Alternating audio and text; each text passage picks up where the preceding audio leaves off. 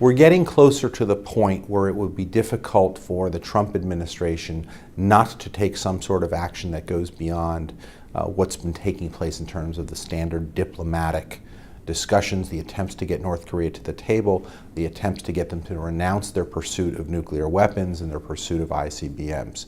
The problem is there's not a great deal of room to maneuver here.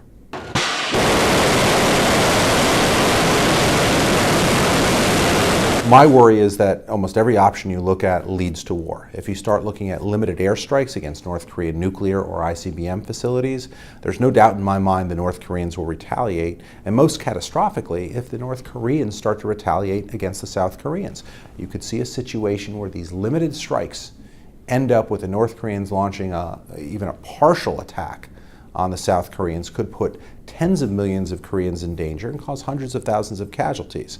The problem is you have to find a way to put more pressure on the North Koreans without going towards a path that leads to war.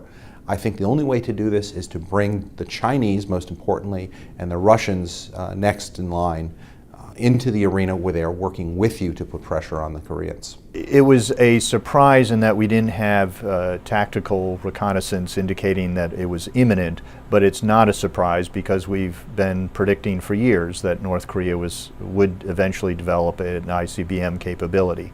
And in fact, earlier this year, North Korea said it would test an ICBM by the end of the year. And then in my own meetings with North Korean officials in Europe last month, they indicated that they were in the late stages of preparation for an ICBM test, and also I think it's very likely they'll do a sixth nuclear test. It certainly brings the North Korean threat to the forefront, not only in his upcoming meetings with officials, particularly the Chinese president, who had promised Trump that he would do more to confront the North Korean threat, and as always, China has underperformed. But it's also really it leads to what has been a small but growing advocacy by some in Washington and Seoul for a preventative military strike. As different from a preemptive strike where you feel your opponent is about to attack you and therefore you have to preempt it. A preventative strike is you would attack a North Korean missile in mid-flight or on the launch stand or a mobile launcher, or more extensively taking out their missile production facilities in order to prevent them from completing development of the ICBM.